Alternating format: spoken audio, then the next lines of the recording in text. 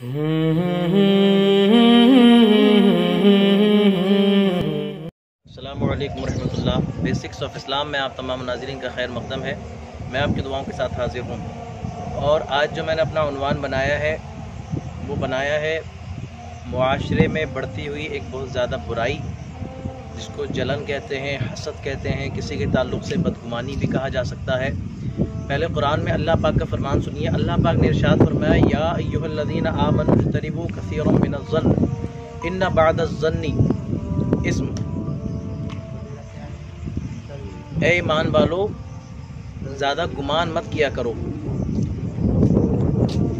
क्योंकि बाज़ा गुमान जो है फिर वो गुनाह बन जाता है।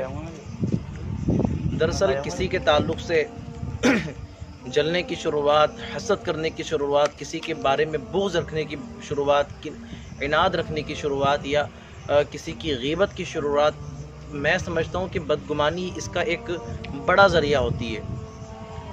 बदगुमानी से शुरू होता है। वही जैसे कि दो लोग सामने खड़े होकर बात करें, वो हमारी तरफ अगर इशारा करें तो हो सकता है कि वो कोई अच्छी बात हमारे बारे में कर रहे हों, लेकिन फिर हमें क्या लगता है कि यार ये हमारे बारे में कोई ना कोई बुराई चल रही है। यहाँ से ये बदगुमानियाँ शुरू होती हैं, ये बदगुमानियाँ बढ़ती चली जाती हैं। फिर उसके बाद उस बंदे से हमारे ताल्लुकात ख़राब होना शुरू होते हैं, हसद की शुरुआत होती है, जलन की शुरुआत होती है।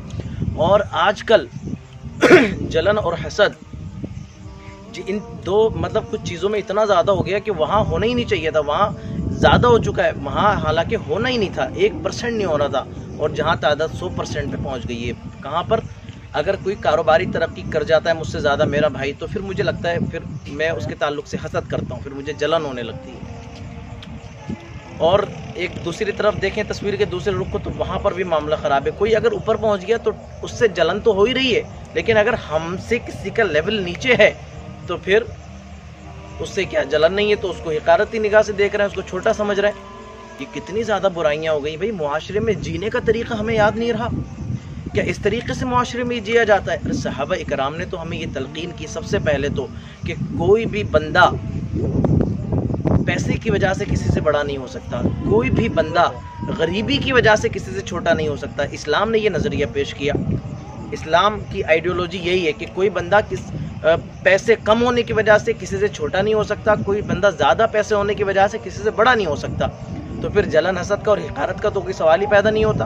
अगर कोई मुझसे ज़्यादा पैसे कमा लेता है, कोई मुझसे बड़ा आदमी बन जाता है, किसी के पास इल्म मुझसे ज़्यादा है, किसी का घर मुझसे ज़्यादा अच्छा है, किसी की गाड़ी मुझसे ज़्यादा अच्छी है, किसी के पास मोबाइल फ़ोन मुझसे ज़्यादा अच्छा है, किसी के कपड़े मुझसे ज़्यादा अच्छे हैं, तो फिर उस पर रश्क करूँगा, ना कि मुझे जलन करना चाहिए, ना कि मुझे हसद करना चाहिए।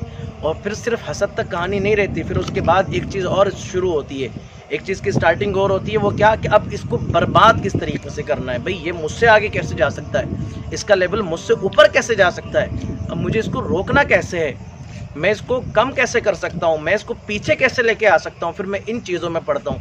फिर स्टार्टिंग होती है तावीज़ात की, फिर ये करने धरने की, फिर ये जादू टोनों की, और फिर इस तरीके से मैं दूसरे की बर्बादी, दूसरे के लिए गड्ढा खोद रहा होता हूँ, और हालांकि मेरे लिए गड्ढा खुद चुका होता है, मैं उसमें गिर जाता हूँ। ये हालात हैं, आपको मालूम है, ये हालात बन चुके हैं। और ये सब के मिलजुल कर हैं। बड़े आदमी ने छोटे को हकीर समझा, छोटा बड़े से हसद करने लग गया, और जो दो लोग लेवल के हैं उनमें कंपटीशन इतना ज़्यादा हो गया कि फिर वो कुछ भी दाव लगाना पड़े, एक दूसरे से आगे निकलने के लिए तैयार हैं। मुआशरे में बुराइयों की जो ज़्यादा तादाद बढ़ रही है वो इन सोचों की बुनियाद पर बढ़ रही है।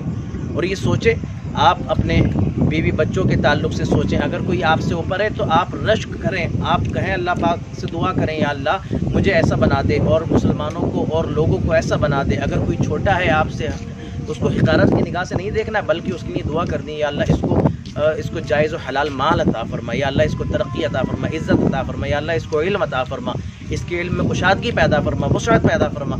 ये सारी चीज़ें हमारा रवैया और यही हमारी ज़िंदगी का तर्ज़ अमल है, और इसी तर्ज पर हमें ज़िंदगी गुजारनी है। अगर हम इन चीज़ों में पड़े रहे, जलन हसद कीना बुग़्ज़ इनाद, और ये किसी को हिकारत की, किसी को छोटा समझना, किसी को बड़ा समझना, तो फिर ज़िंदगी के अंदर बर्बादी ही बर्बादी है।